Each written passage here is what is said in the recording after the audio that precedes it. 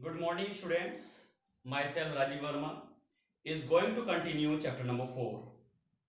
And in today's video, I am first of all taking the remaining part of previous video, and the remaining part is we have covered in the previous video that while a charged particle is entering in a magnetic field along the field or perpendicular to the field, then what will be the effect. Now in this video we are going to discuss when initial velocity vector makes an arbitrary angle with the field direction. Means while the charged particle is entering in a uniform magnetic field by making any arbitrary angle, then what will be the time period of the revolution, what will be the pitch, and how it will behave, or what will be the motion of the charged particle.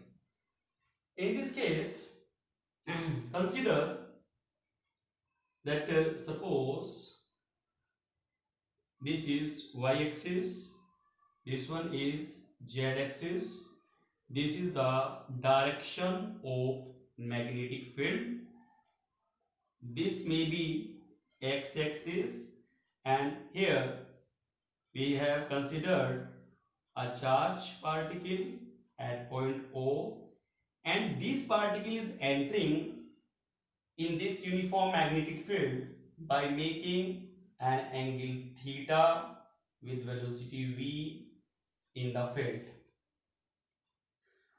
Now in this case, there will be two components of the velocity.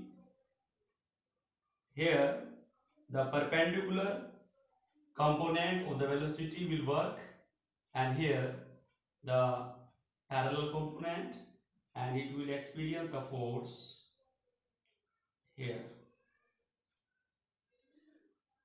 Means we can say that these two are perpendicular to each other. These two are the components of the velocity in the magnetic field.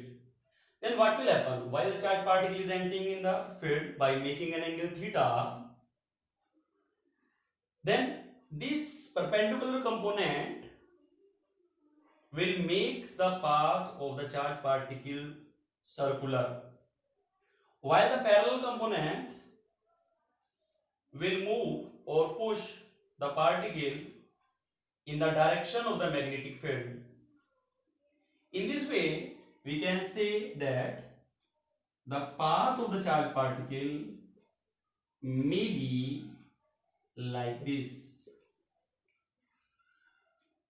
This is point O.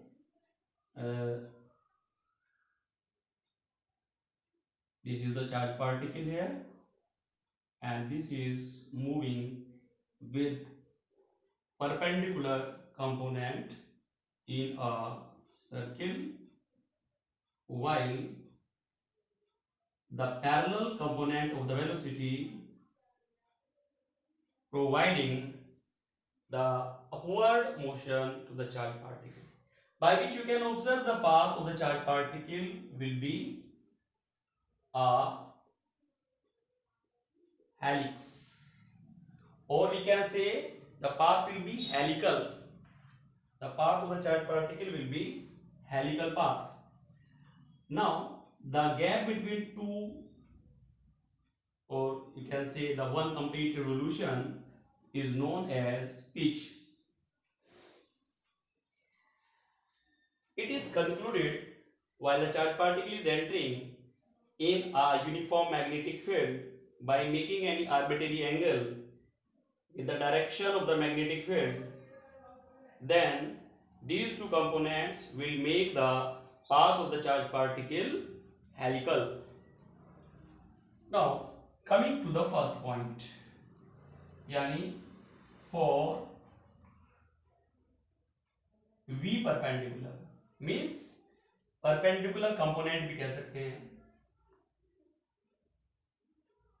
for perpendicular component. अगर हम perpendicular component की बात करते हैं तो we know that the value of R is R is the radius of the circular path, is mv perpendicular upon qb, and this we have calculated in first and second part by comparing the magnetic force with the centripetal force. By this relation, we have obtained this one. Now we are going to put the value of perpendicular component. This is M and this is V, and the sine theta. Perpendicular component here is V sine theta and QB.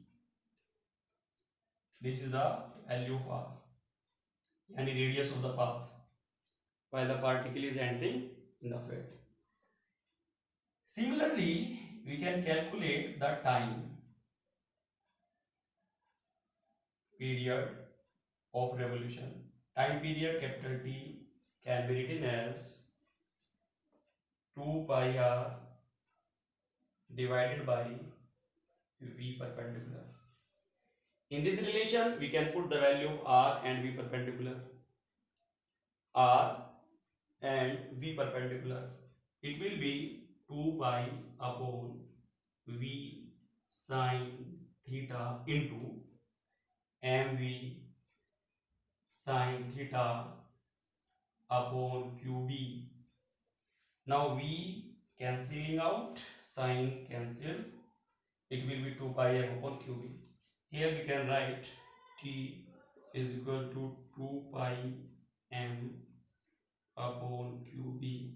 This will be the time period of the revolution of the charged particle while entering in a magnetic field by angle theta. Okay. Now coming to the second case. Second case is for V parallel. अब V parallel के लिए हम फिर से इसे simplify करते हैं and going to calculate the pitch. This is suppose V parallel means the parallel component of the velocity. So here we can calculate, as we know, the parallel component of the velocity is V cos theta. Now we can calculate the pitch, which is equal to the parallel component multiplied by the time t. The parallel component is V cos theta, and we have obtained in the previous one the time is 2 pi m upon qb.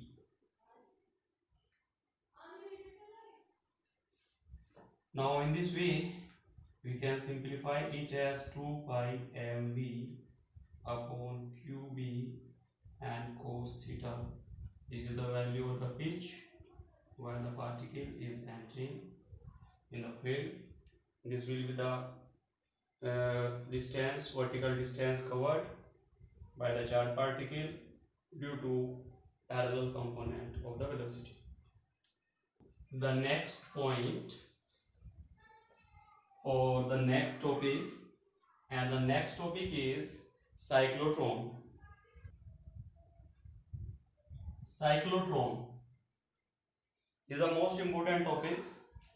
Cyclotron. Actually, cyclotron is a device which is used to accelerate the charged particles like protons, neutrons, alpha particles, etc. Cyclotron is a device which is used to accelerate the charged particles like protons, neutrons, alpha particles, and etc. If we are studying a device, then we should know that what is the principle of that device, why we are using that device, on what scientific principle it works, what are the parts of the construction, what is the working, what is the mathematical formula used to calculate its calculations, what are the limitations of the device. In these top points, we are going to discuss the same topic, that is cyclotron. Now coming to the diagram of the cyclotron. To create a uniform and perpendicular magnetic field, we are considering the two poles of the magnet it may be in the shape of U. These two are providing the perpendicular magnetic field. In between these two fields, we are considering two half cylinders or cylindrical chambers. These chambers are metallic chambers. These chambers are in the form of D. That is why these are also known as Ds. These two chambers are connected with HFO. HFO stands for high frequency oscillator, and this may be the target. This whole arrangement is evacuated to ignore any external forces. Now, definition of the cyclotron is a device which is used to oscillate the charged particles. Now, coming to the second point, that is principle of the cyclotron. यानी principle of cyclotron में हम क्या कहते हैं? Any charge particle can be oscillated with very high energies when make them pass through perpendicular magnetic and electric and moderate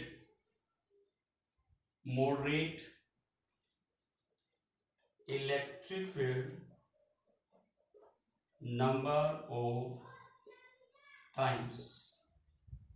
ठीक है, ये device क्या है? To accelerate the charged particles.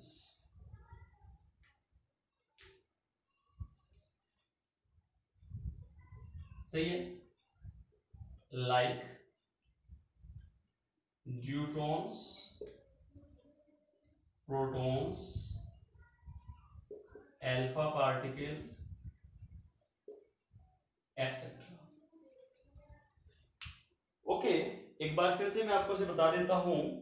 तो cyclotron is a device which is use to oscillate the charge particles like neutrons, protons, alpha particles etcetera. यानी cyclotron एक device है जो इन चार्ज पार्टिकल्स को oscillate कराने के काम में आती है.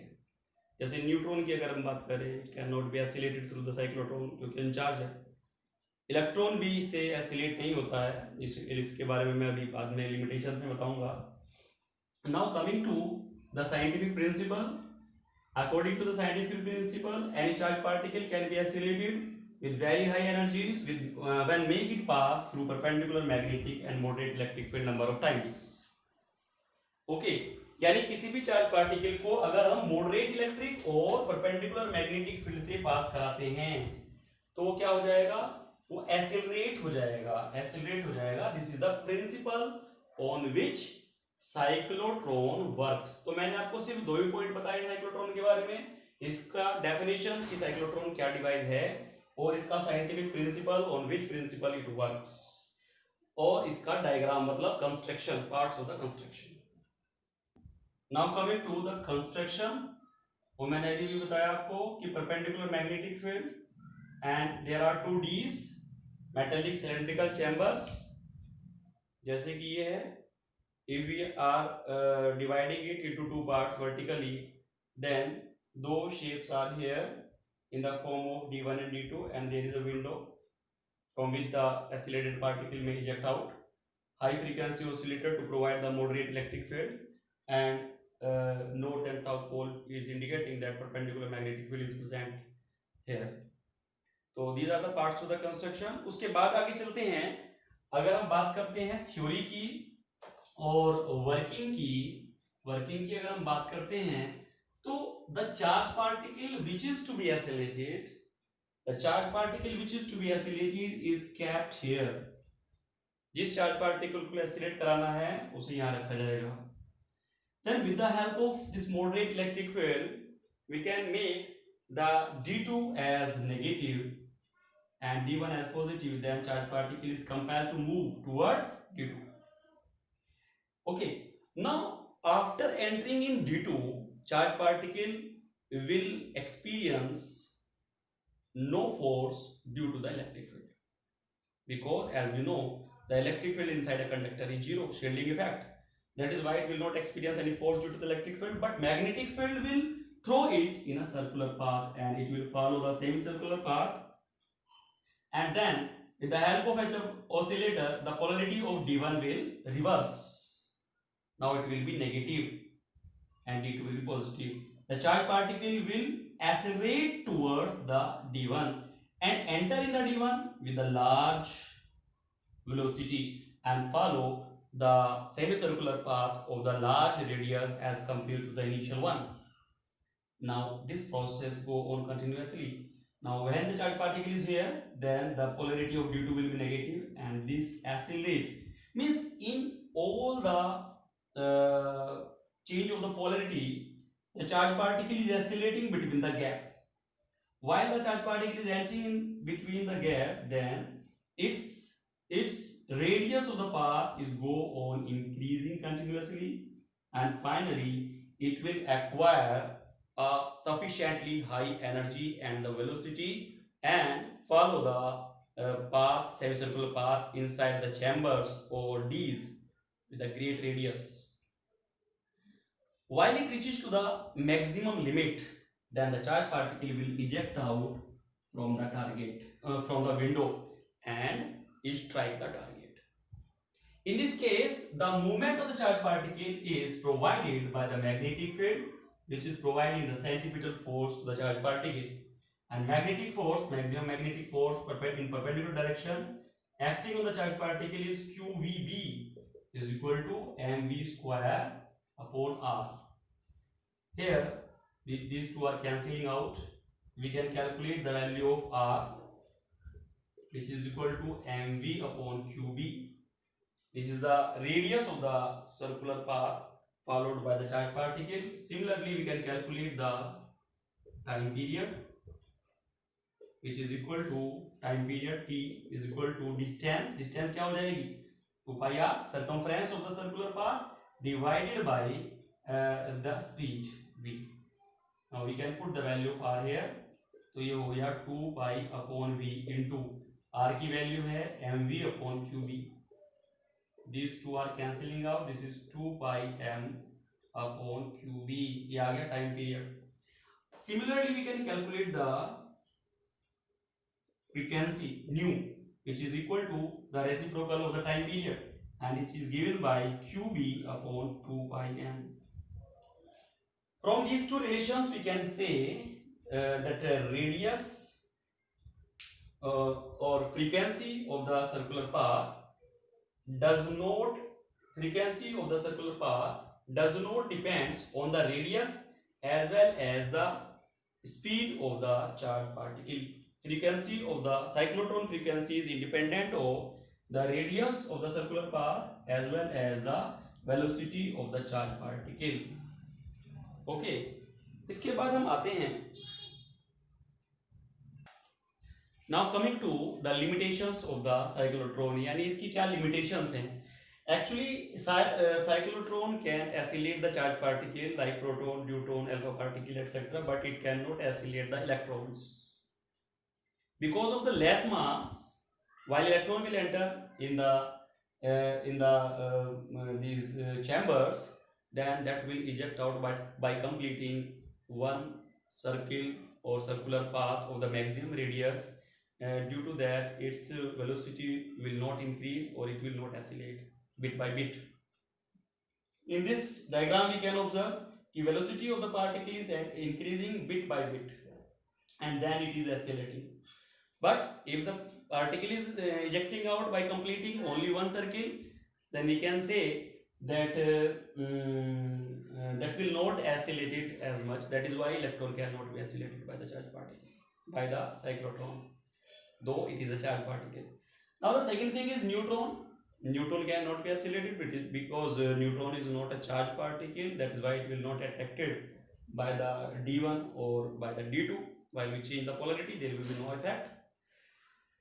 These are the limitations of the cyclotron. अब आती है बात कि what is the use? Accelerated charge particle का requirement क्या है? तो accelerated charge particle can be used to disintegrate the nucleus, to perform the nuclear reactions. Nuclear reaction को perform करने के लिए जो accelerated charge particles हैं, those particles are also capable to accelerate the uncharged particles like neutrons. इसका मतलब ये नहीं हुआ कि neutron can be oscillated by the cyclotron. Neutron cyclotron से एसिलेट नहीं किया जा सकता, but by the collision of oscillated particles neutron can be oscillated. तो ये इस अगर क्वेश्चन आता है कि whether the neutron is oscillated by the cyclotron, answer is no. But by the collision of the oscillated particle neutron can also be oscillated and that may cause the nuclear reactions. In the same way, in the diagnosis and treatment, we are also using the cyclotron in the hospitals because it generates the radioactive ions by which diagnosis and treatment can be done by the doctors in the hospitals. तो वहाँ पर भी इसका use होता है. तो these are the uses of the cyclotron. Okay. Now coming to the next point related to this topic, and the next one is the maximum kinetic energy of charged particle. Maximum kinetic energy की अगर हम बात करते हैं तो हम क्या consider कर लेते हैं कि इस पर लगने वाला maximum force centripetal force provide करता है, यानी QVB. अगर मैक्सिमम की बात करते हैं तो QV0 हम कंसीडर कर लेते हैं. V is equal to mV0 square upon R0. Naught is indicating that radius is maximum, velocity is maximum. B और Q जो है वो फिक्स्ड है. Now by simplification we can calculate the value of the maximum velocity QBR0 upon m. Now as we know, the kinetic energy is half mv square, and here it is v0 square because of v0 is the maximum velocity. That is why I am putting the value of v here. It is qbr0 divided by m and the whole square. After simplification, we can write q square b square r0 square upon 2n is the maximum kinetic energy of the charged particle in the cyclotron. Okay.